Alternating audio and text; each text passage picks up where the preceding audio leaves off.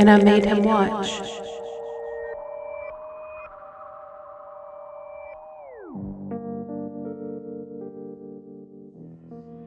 So are we going to talk about the Beetlejuice thing?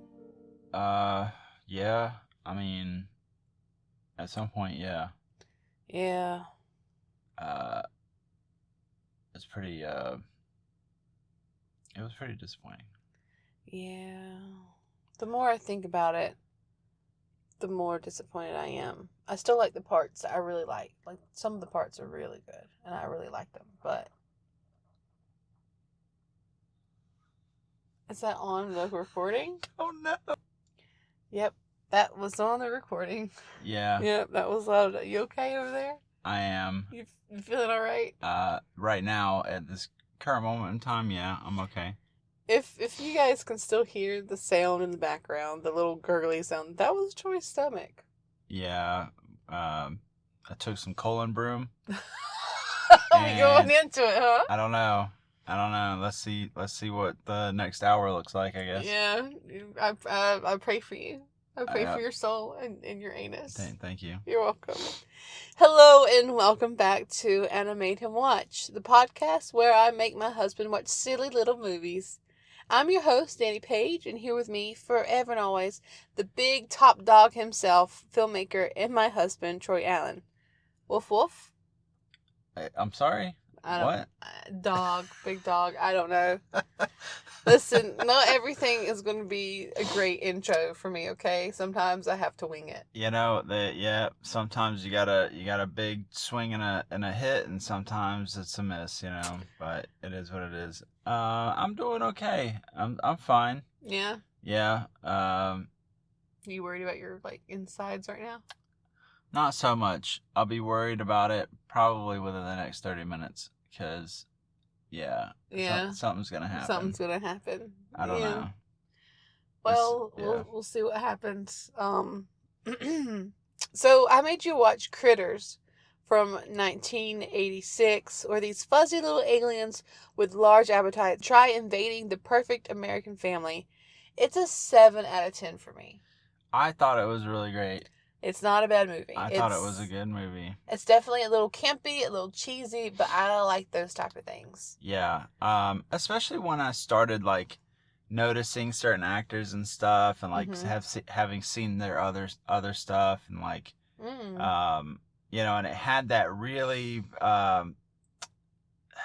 what's the word I look for? That sci-fi feel to it, and, you had... a lot of people were attached to it that we've seen in previous episodes. Yes. This was one of the movies that actually terrified me as a child. You know how people don't dangle their feet and hands off the edge of the bed at night? Mm-hmm. This was the reason I didn't dangle my feet and hands off the bed at night when I was a child. Because I was scared a critter was going to chomp them off, which was totally plausible in my child mind. Hey, Daddy. Give me your toes. That was nasty. Chomp, chomp, chomp, chomp, chomp. So it was definitely an experience to rewatch this movie and see how campy and silly it was. To be like, wow, my poor child psyche. Yeah. Obviously, it was very, very, very similar to a film that we've seen previously. Which what? Killer Clowns. Yeah, okay. And there's reasons. But for good reason, yes. Yeah. Oh, did you do some research already? No, I can read the titles of the film. Yeah, that's true. And you recognized some names, didn't you? Yeah. Yeah. When I saw special effects and the names, I was like, yep, okay, I see. Okay, so our film opens with the vastness of space as the view of a meteor continues to get closer. This is Prison Asteroid Sector 17, and there is about to be a jailbreak. Over the telecom, two male voices, I guess they're aliens, not men, discuss the shipment of Krites. The receiver stating there should be 10, but the shipment only has 8. turns out the Krites were eating everything so fast they had to kill 2 of them to make the food last. They are cleared, and we learn that they are destined to be terminated. But before these aliens can do anything, the Krites escape and steal a ship. 2 bounty hunters, who have the appearance of 2 featureless green blob people, are hired to go after the Krites.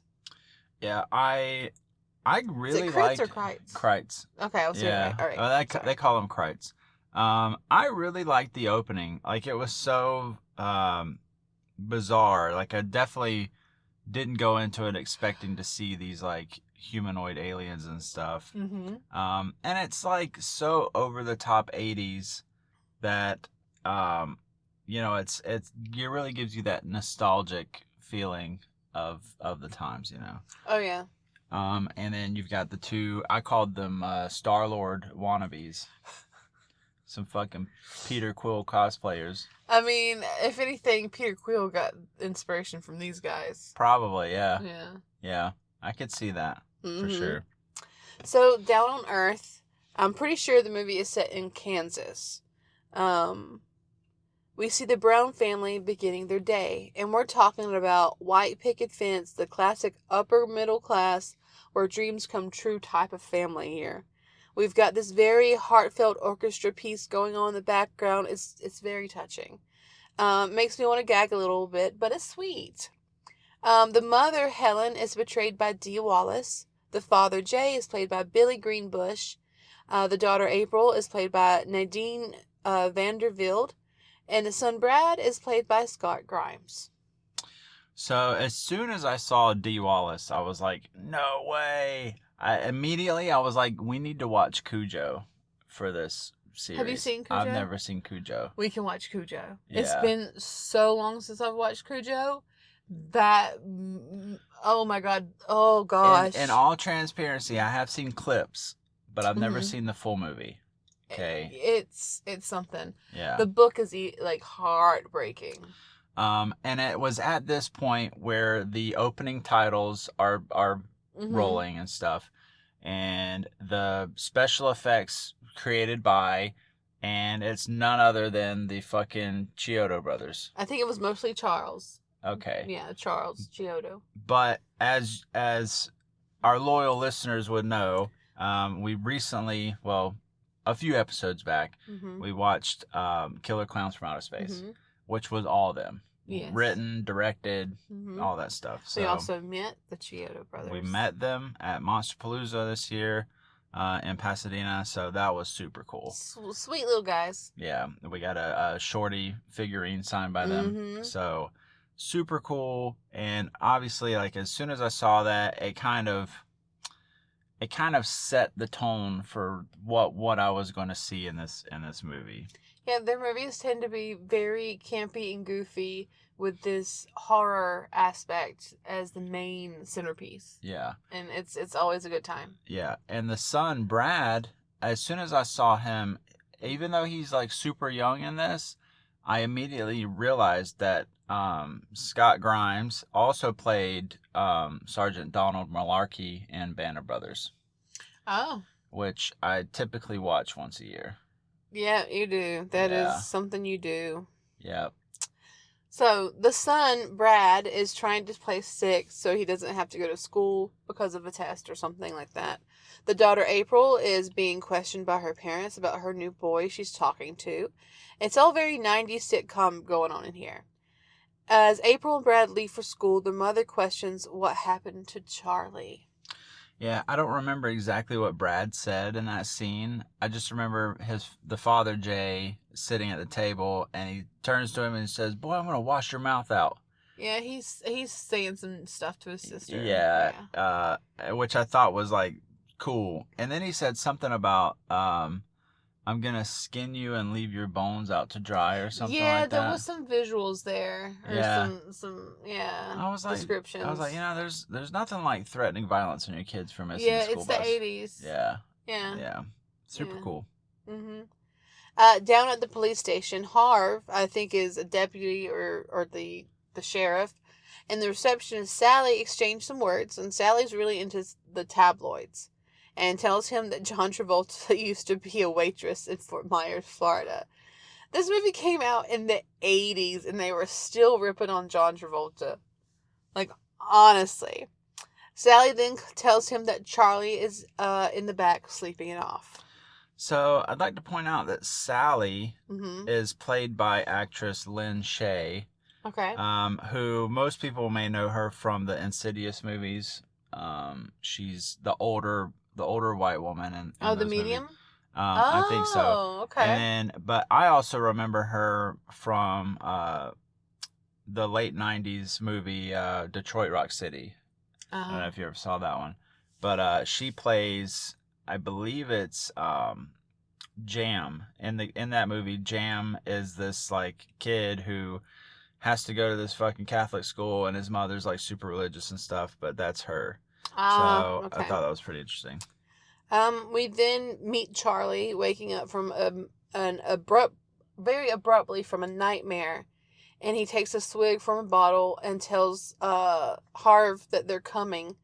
And Don Keith Opper is as Charlie McFadden here, by the way. Apparently, Charlie gets these feelings, and the they he's talking about causes things to happen. It's a very typical alien probe type stuff with Charlie. He blames him for ruining his pitching career, claiming he had heat and was a perspective before he started drinking. And then he started to get the messages, quote unquote. Charlie seems like a walking SNL skit. Like, yeah, he seems, like, you know that SNL skit with Kate McKinnon where when they're abducted. Yeah. He'd fit yes. so well in there. He would. And the cinematography in this so far has been really good. Even like Killer Clowns had really good cinematography. So I mean, it's no surprise there. There's really some very good points of view. Yeah. When they recorded this and everything. Yeah. Just as Charlie is explaining explaining all this stuff, one of the officers, Barnes, who was like a deputy or something, radios in to call off for the night. And for a moment, Charlie thinks it's coming from the feelings in his teeth. Harv tries to get Charlie to just forget about the Martian stuff, and Harv is played by M. Emmett Walsh, by the way. Yeah, if you've ever seen Wild Wild West, he was the train driver for Jim West and yeah. You know, so cut back to space. The no-face bounty hunters, see what I did there? See what I did there? Are headed to Earth and hunt for the Krites. The bounty hunters then use some fancy space stuff to learn everything they can about Earth. And they're really into Johnny Steele. He was hot. So hot that one of the bounty hunters decides to take Johnny's form. So he kind of takes Johnny's face, and now that's who he is. The special effects for how the face changes from that lumpy, featureless thing into Johnny Steele's face was wicked. The melting of the clay and the wax and the pools, and then the whole transformation was really fucking cool, which I would expect nothing less from the Chiodo brothers. Johnny Steele is played by Terrence Mann, by the way. Yeah, I wrote, ooh, melting faceless people. Nice. I like it. But now they're growing faces. Very interesting. Most likely wax sculptures that they melted and then played in reverse. So, and like we've touched on already, the Chiodo brothers are no strangers to special effects. Nope. So they've really gone above and beyond in this for sure. Back at the Browns' home, Jay, the dad, is fixing up his truck and calls for Charlie, who is actually out back blowing shit up with Brad. I don't know if you noticed this, but the aircraft that Brad blows up is actually some sort of like Star Wars New Hope action figure. Oh. Painted gray. No, I saw what they were blowing up, but I didn't really realize what it was. Like, I thought it was just some toy or something. Charlie obsesses over little orange men, and the kid tries to blow his hands off or lose an eye. He's trying to blow something up. Jay comes around after hearing the explosions and finds the two slacking off. Jay belittles Charlie a bit and tries to get him to do his work. April and her new guy, Steve, arrive, and Steve is invited over for dinner, and Jay complains that you couldn't haul a lot of hay in Steve's car. That was one of the very first things he said. Yeah. So in this scene, at first I was like, hell yeah, explosives. I mean, this kid's got like quarter sticks of dynamite. Yeah. I mean, these are fucking massive explosives and stuff. And then when April and Steve show up and we see Steve get out of the car, I immediately realized who it was. It's none other than Billy Zane. Yeah, it is Billy Zane. It's Billy Zane. I was like, no shit, fucking Caledon Lockley himself. Mm-hmm. He I guess good in the 80s. guess he did survive the Titanic, didn't he?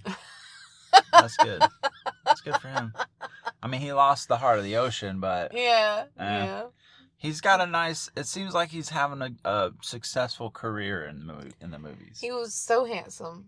He was. Yeah. He did have a weird, like, I don't know, mullet / ponytail thing going on. Yeah, it was the 80s again. It was like a little tiny ponytail in the back there. Yeah. In this movie. Yeah. Charlie, helping Brad with his slingshot, accidentally shoots April in the hip. Brad takes the blame as his sister chases him through the yard and into the house.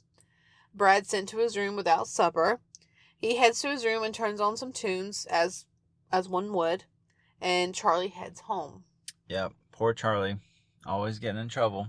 Well, he didn't even get in trouble for that. I know, but Brad took the hit. Yeah, he definitely did. Family dinner is a bit awkward.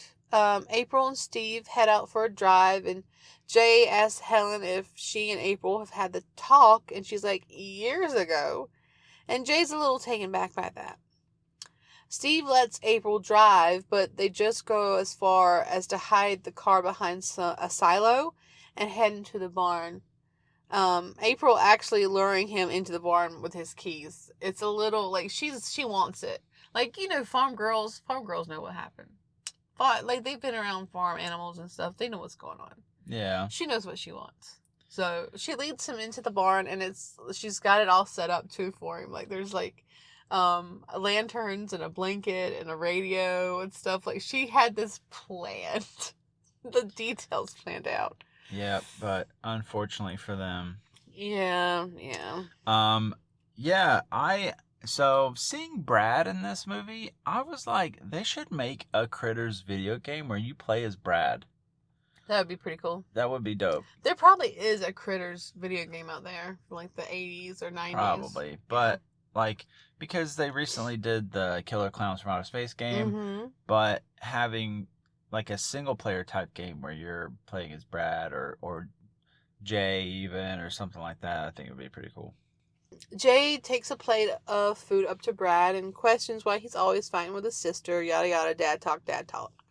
Meanwhile, April is getting handsy with Steve, who seems uncomfortable, and I almost feel bad for him.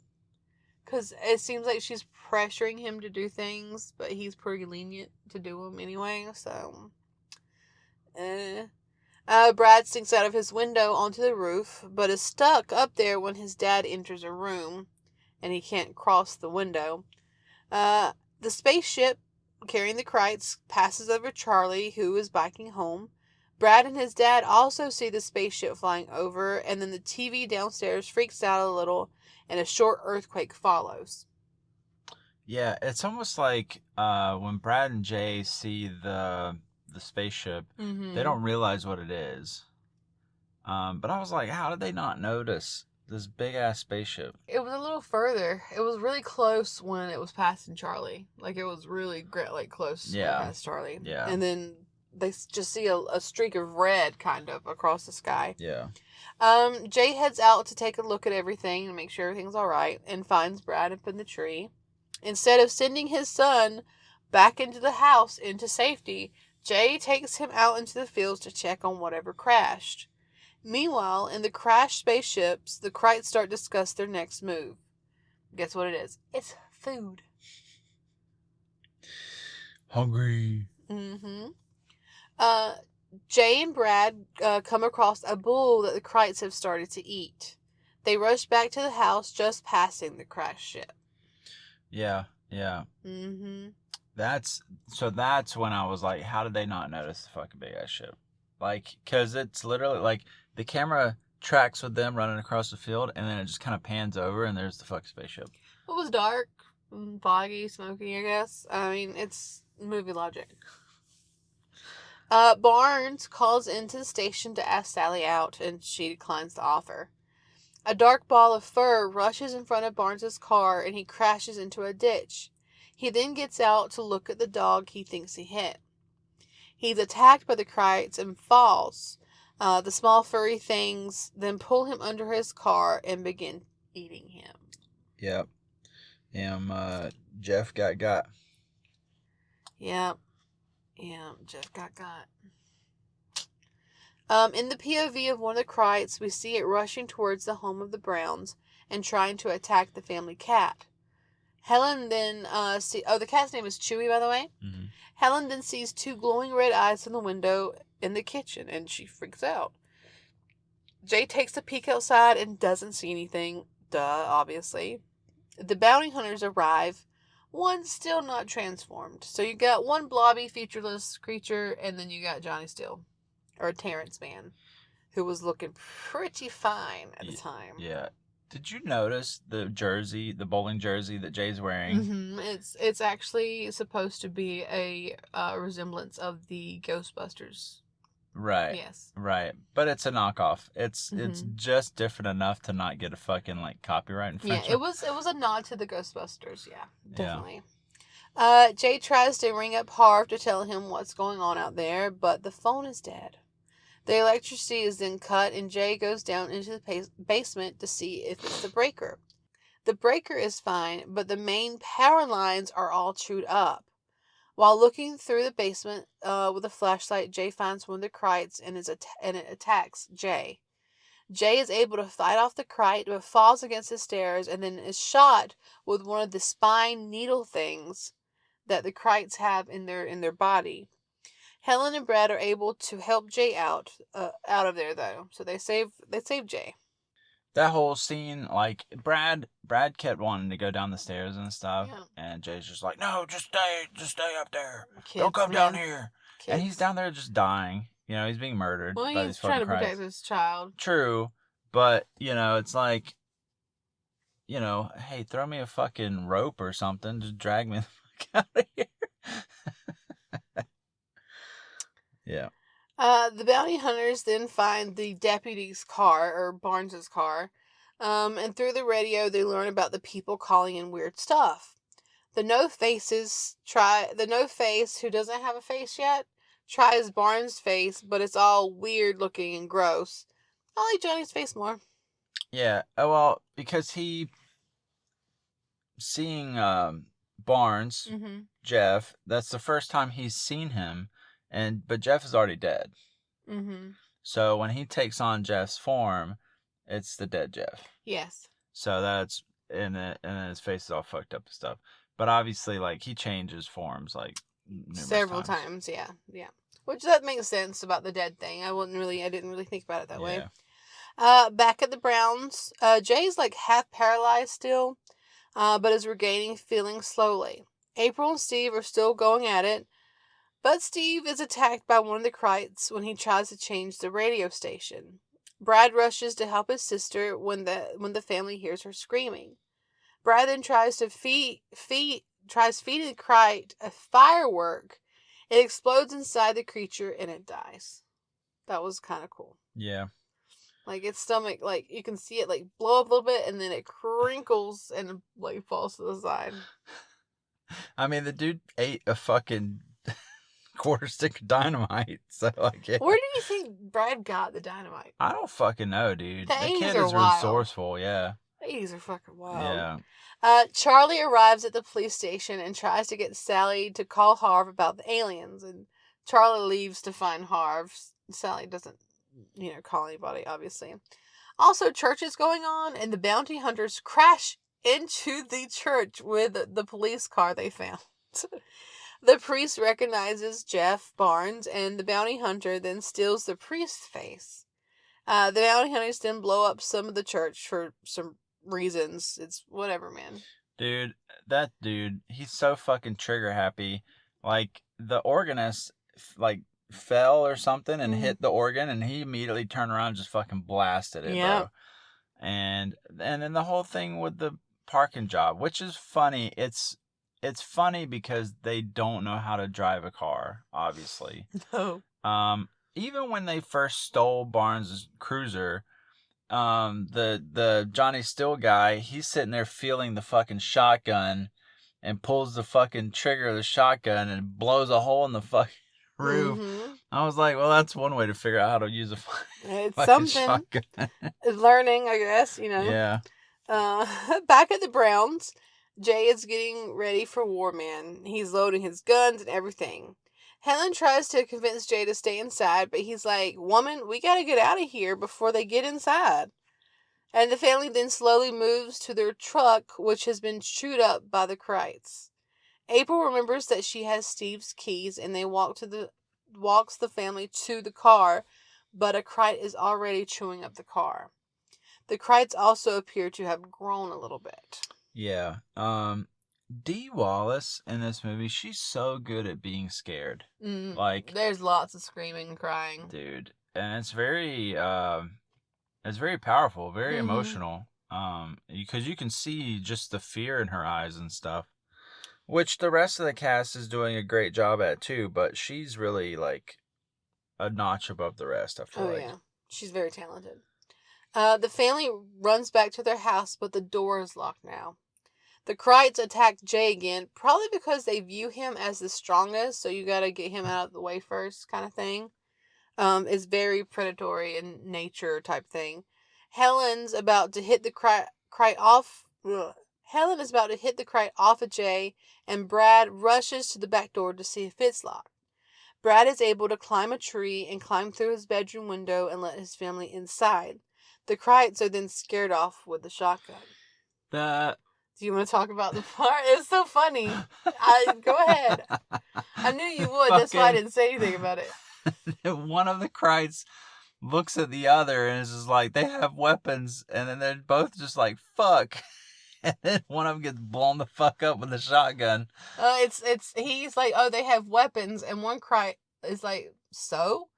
And then Helen opens the door and shoots the Krite that says stuff about, like, the thing about weapons, and it blows, the Krite is gone. It obliterates the Krite, and the one remaining is like, fuck, and then runs away.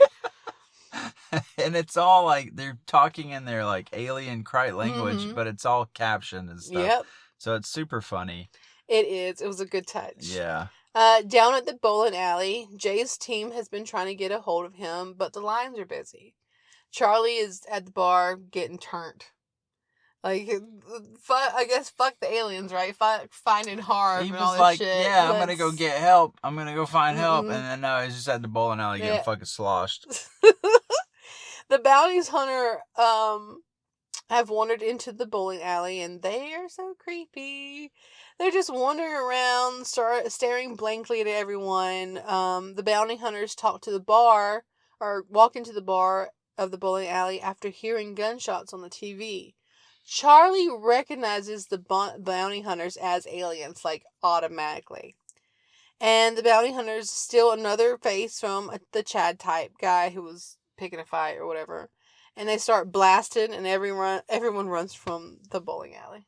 Yeah, so the one guy, not the Johnny Still guy, but the guy that was the priest, he's just so fucking trigger happy, man. Like, just blowing the hell out of everything. And so yeah, that's kind of funny. Yeah, it's kind of funny. Okay, so Sally finally calls Harv and wakes him up, filling him in with all the crazy shit going on around town. The Browns have locked themselves inside.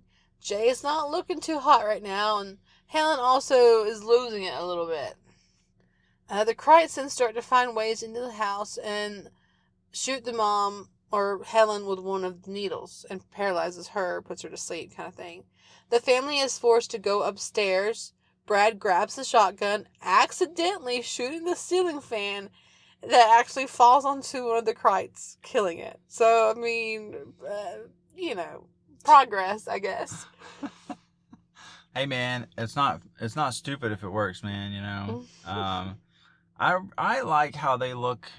The Krites just look like furry ass fucking roly polies. Yeah, They're just rolling with all over. teeth and eyes. Like the sprites from Spirited Away. Yeah, they look like those. Just bigger. And evil. Yeah, and evil. With like 3 or 4 rows of teeth. And glowing red eyes. Yep. Yeah. Upstairs, a Krite chases Brad up the stairs, and then he throws one of the oil lamps that Helen had lit onto the Krite, and the creature then rolls itself into the toilet. Meanwhile, Harv is in town now talking to the churchgoers about the bounty hunters. Sally then calls him and tells him about what's going on at the bowling alley. Also, there's been a report that gunshots have been heard over at the Browns' place. Yeah, at this point, Harv is looking real tired of this shit. He's too old for this shit. He is. He's ready for retirement. Yeah, he's basically fucking Murdoch from Lethal Weapon. You know. I'm getting too old for this stuff. Yep. The family is now locked up tight in the parents' bedroom. Jay wants to get to a phone, and Helen is still feeling the effects of the Krite's needle, and April is just like there, I guess. She's not really doing anything. She's not really crying, just kind of sitting there. Brad volunteers to go and try to help, and then he convinces his dad that he can do it. Brad sneaks onto the roof, jumps into the yard, and finds a Krite guarding his bike. He makes a run for it and hides in the barn, and from a peephole he watches the Krite's shadow grow, and the rest of the family finds what weapons they can to fight against the aliens. I mean, this Krite, I don't understand why this Krite grew so much while the rest of them stayed so little. But this fucker gets to be about the size of a bear. Like, he's big. He's pretty big, yeah. I don't know if he's bear size big. I would say, like maybe a smaller black bear. Yeah, I guess. Like really large dog size, yeah. So the Krites begin to trash the Browns' house. Out on the highway, Brad meets up with the no-face bounty hunters, and he spills the whole beans. Thinking that they're the real police. Also, one of the bounty hunters stole Charlie's face at the bar. He then leads the bounty hunters back to his house. Meanwhile, the rest of the family fight off an attack of the Krites, but are out of rounds for the shotgun. Dude, so, the Krites are destroying the house. One of them finds a fucking stuffed E.T. doll. Yeah. And eats it. Yeah, they're doing all kinds of crazy shit. Which I kind of felt like was a jab at E.T. maybe. I don't know. Probably. And then Helen, with the shotgun, blows a fucking hole in the door. One of the doors, and she... one of the Krites blows up. Because there's like 2 Krites in the hallway. One of them blows up from the shotgun, and the other one just fucking... does the whole fucking Autobots roll out thing and just fucking scurries down the damn hallway. Yeah, they retreat. Yeah, dude. I mean, that shotgun is unforgiving. Oh, yeah. The bounty hunters show up and blast the fuck out of the house. Like, just straight up just start shooting. Like you said, trigger happy. The family reunite with Brad and rush out of the house. Brad runs back to get the family cat, Chewy, as Harv pulls up. The bounty hunters continue to blow the living hell out of this house, killing the Krites. The Charlie bounty hunter throws Harv out of a window.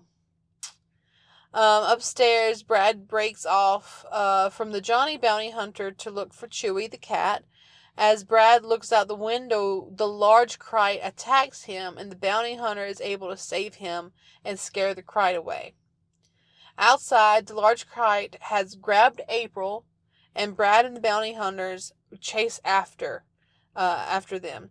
while Jay and Helen plan to go back with Harv. Helen ain't happy about that. She wants Brad to come back, or wants Jay to go get him. She's, again, hysterical pretty much this whole movie, just crying and stuff.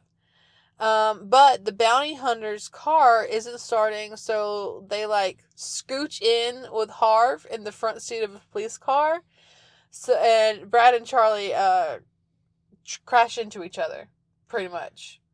In the field. Yeah. So the bounty hunters are in the car with Harv and the parents, chasing Brad, who is run off by himself, and Charlie, who is also making his way to the farm. They crash into each other. Yeah. Yeah. Yeah. I thought it was super funny when the Johnny Steele bounty hunter, he fucking opens the lid to the toilet seat or the toilet or whatever, and there's a Cride in there trying to scurry down the drain. Mm-hmm. And then he blows up the toilet. Yeah. You know, pun intended. And God. And then the fact that Charlie and Brad just so happen to be both riding through this fucking field, and they both happen to crash into each other. I was like, okay. Well, you know what? Movie magic. The two, meaning Brad and Charlie, discover the ship and watch the Krites drag April into the ship. There are, like, maybe 3 Krites left at this point. There's the large one and, like, 2 more, or, like, 3 smaller ones, or something like that. Not a lot of them are left. Brad goes into the ship looking for his sister. He finds her, and April is able to crawl away. As Brad tries to light a giant firework, or the dynamite, whatever, as he is ambushed by the large Krite. Brad and April are able to escape the craft just in time, and Brad drops his unlit firework into the craft. Charlie then uses an old bottle of liquor to make a Molotov cocktail and throws it into the ship as it takes off. Yeah, dude. And he's able to pitch this thing into the door as it's closing and stuff. Like, it's very very Spot suave. On. Yeah. Yeah. The bounty hunters, Browns, and Harv pull up to the site and watch the ship take off. Then these fucking little shits do the most petty fucking thing. They fly over what's left of the Browns' home, pause, and blast the house and just blows it up. They just literally, there's a pause, and there's a long moment, and then lasers on the house. Yeah. And just blows it up. But, unknown to the creature, the firework that has been lit by the Molotov cocktail and blows the ship up. Helen starts to cry again. I just hope that the Browns had really good home insurance. Yeah, that would... Yeah. Which, obviously, they're not going to need it here shortly. No. So... the bounty hunters begin to walk away, and Brad catches them and thanks them for their help. Very touching. The Johnny bounty hunter gives Brad this funky-looking space phone and tells him to call him. It's a little weird. Charlie goes after them and starts asking all kinds of questions and asks if they need a mechanic. You know, just trying to get into the good graces of the aliens, I guess.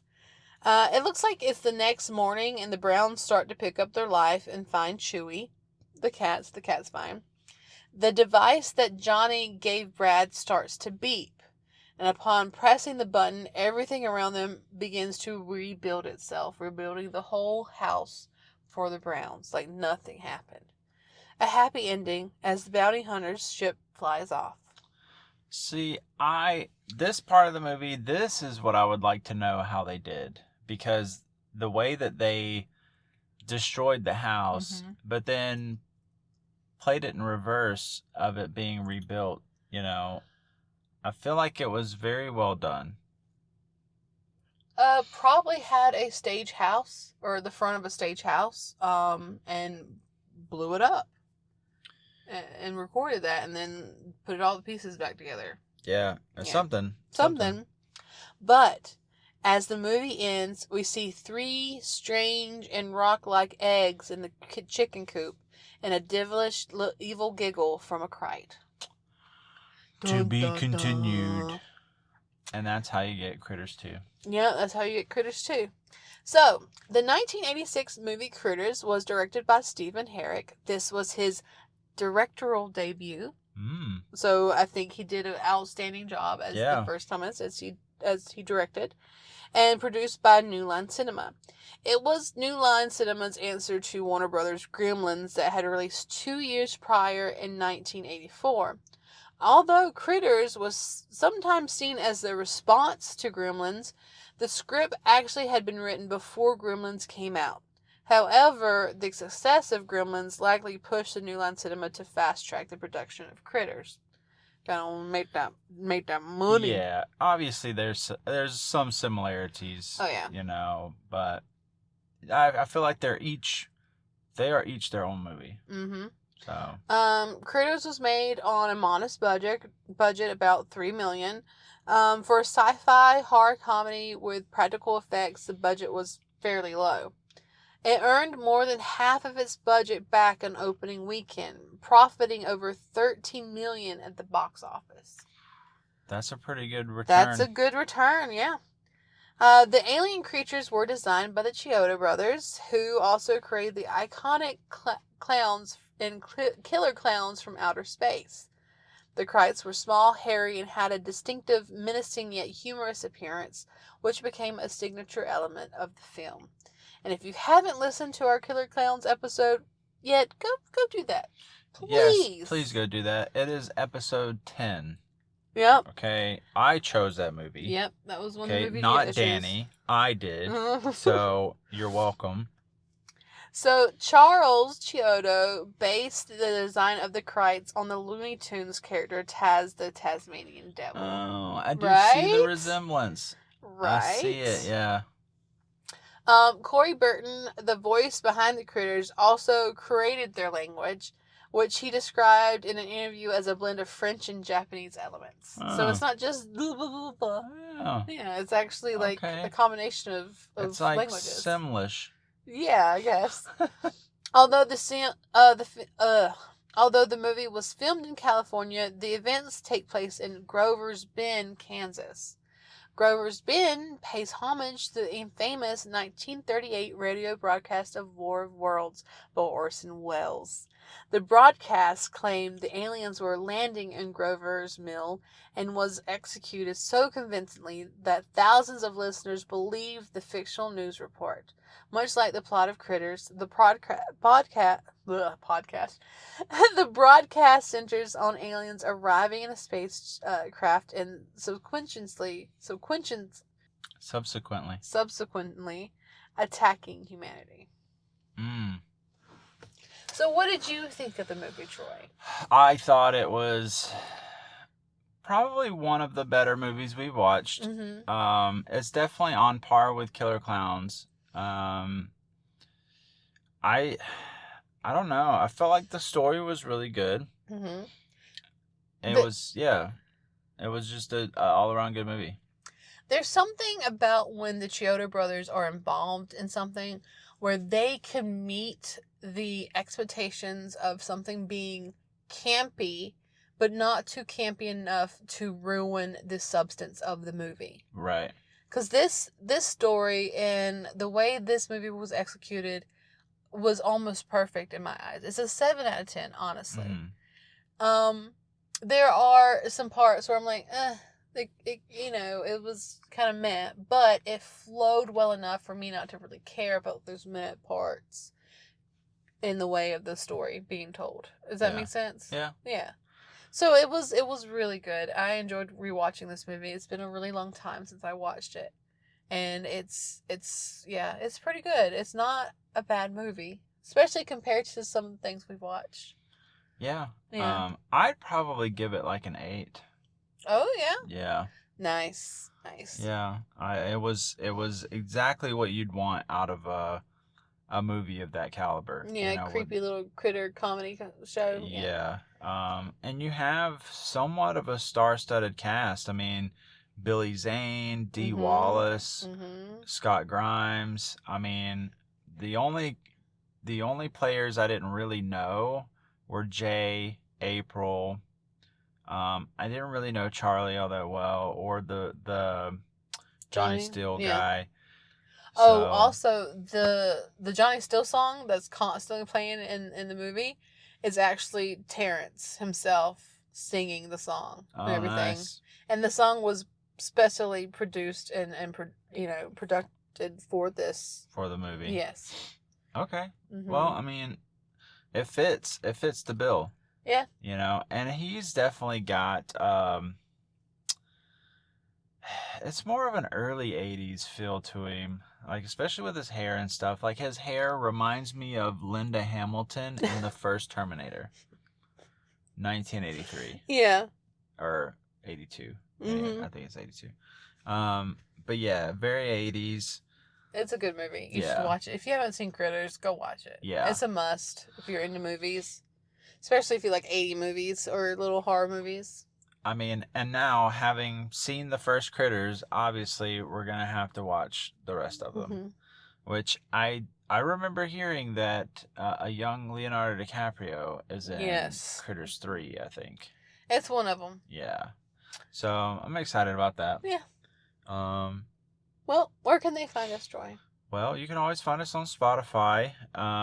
That's where we typically call home, but we have our podcast is everywhere that podcasts can be heard. We're on Apple Podcasts, Castbox.